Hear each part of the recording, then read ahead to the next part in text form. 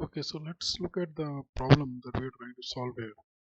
Um, so let's say we have a patient, right, and we are measuring various parameters for that patient, and one of that is it's blood pressure. Um, so let's say the base value that we receive from that patient is 110, right? So round about that. So it may be um, maybe 100 and 8. It may be 112. So some number around that, right? Now what we want to do with this system is, as the events are arriving from that patient, we want to highlight the anomaly for that patient. So if the reading is, let's say, 125, 130, something like that, we like to highlight that as an anomaly for that patient. Now when we start, we do not have any model for that patient, right? So what we like to do is we have to train a model for that patient first, so that we can then use it to identify the anomaly. So one of the approach can be we capture the events, right? We collect the events. Once the sufficient data is collected, we use that for training a model. Once the model is trained, then we use it in a pipeline. So while this loop of collect and train happens, this pipeline will work just as a pass through, right? Whatever comes in, it will go out, because we don't have anything to identify the anomaly, right, at this point of time. Now the other challenge on this one is, if we have another patient, right, let's say with a different base value, then we need a different model for him. And the same model won't work because the base was different and this patient has a different base. So we need to repeat this process, right, for that patient. So we again will go through the collection and training. We train a model and then refer a model for that particular patient and identify the anomaly, right?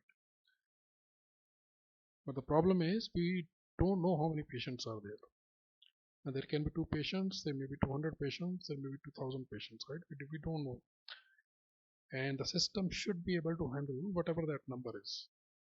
So effectively what we are saying is there can be n number of patients, right?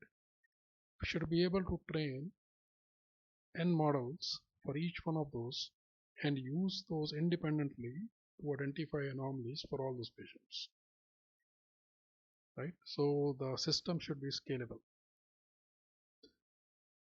Now the use case here is real simple actually. You would think that we can do this with the moving average as well, right? I mean, yeah, and that is true, right? So we can actually use a moving average, so we can collect the data. Instead of training a model, we can actually calculate a moving average, use that moving average to identify the anomalies in whatever form and fashion we want. But that is actually not the point, right? So the point here is how we trigger a batch pipeline, which can be a very simple activity of training a model. Now in this here we are using a BigQuery for training a model, but you can very well kick off a Kubeflow pipeline to train a model, right? There's nothing stopping you once you reach at this stage, and that's the whole point of this exercise. That how do we kick off this batch pipeline and then get the output back from it into the inference pipeline, right?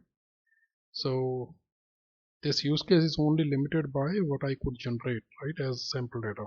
And this can be, if you can generate a n-dimensional data for anomaly detection as a source, this rest of the pipeline will not change, right? It will stay the same because the BigQuery can handle um, any number of dimensions if you want with the k-means. Okay, the job is already started, and you can see on the data flow, right? So there are two branches of this main job, right? So on the left side, you can see this is where we are accepting the main events. Right? So those all the main events from the patients, they are arriving in this branch. Once they arrive in here, we do two actions at this point. All the events are sent on to this other branch where the inference will actually take place. Okay, you see these calculate distances. This is actually the way we are calculating the anomalies or trying to find the anomalies.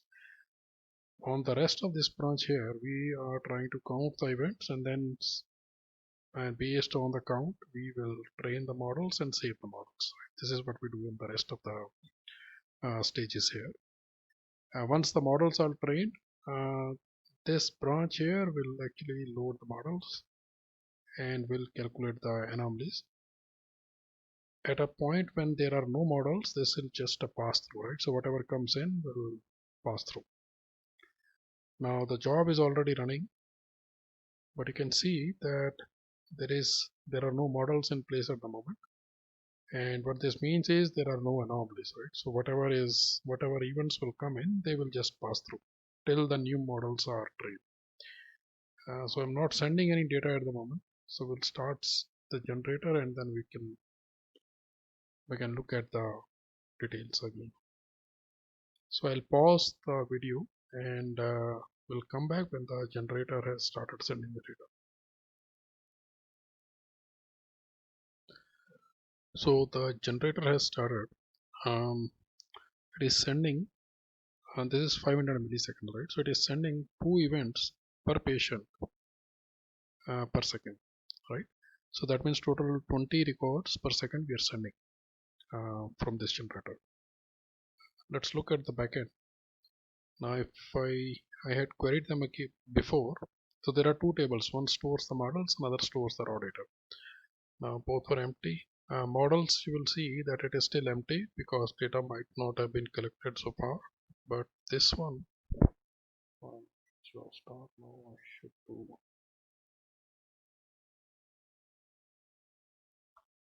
Right. So the data has started arriving into the raw table. Now let's go and look at the logs for the job. Right.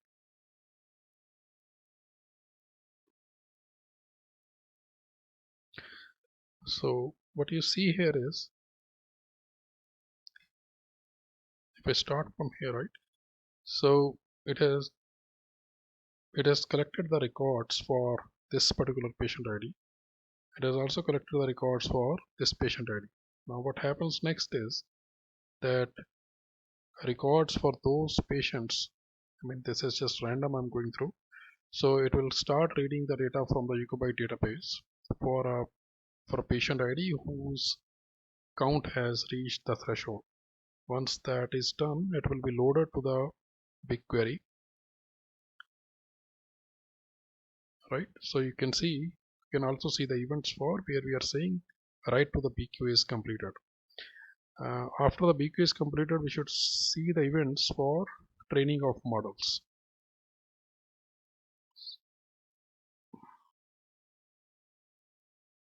So I'll just refresh, and I think it has yeah.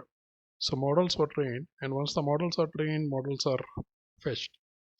Here you can see the models which were trained are now loaded into the memory for each of the jobs. And as soon as that is done, you can start seeing the anomalies, right? So these are the anomalies that we are detecting. I'll come back to the details of this one, but before that, let's go to the backend.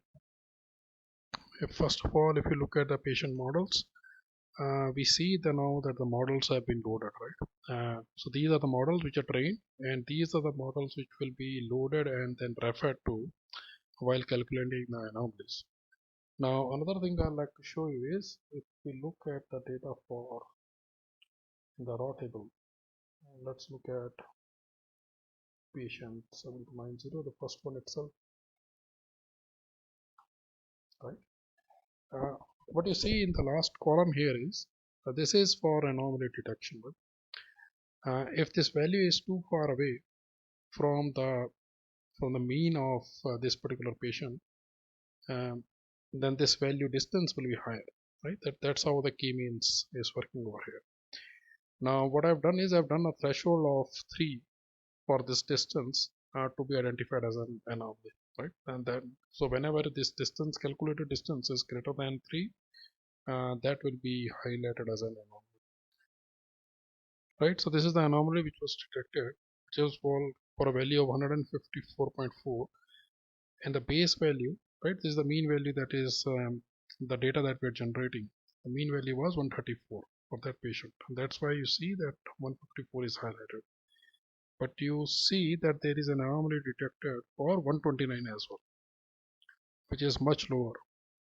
But in this case, the patient is different, and the base value for that patient is 111, which is lower, and that's why you see 129 is anomaly for this patient, whereas this will not be an anomaly for somebody who has a base of maybe let's say 130 or something, right?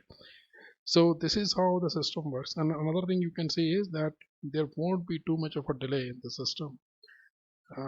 If you look at a timestamp of the event, which is at 38 minutes 17 seconds, and if you look at the anomaly detection, it is 38 minutes and 26 seconds, right? So about 9 seconds here. And if you see some other, it will be similar. It is 40 minutes 26 seconds, and here it is 40 minutes 32 seconds, so about 6 seconds, right? And out of those 4 seconds is in the system itself, for the windowing that I have used, 2 seconds at each place.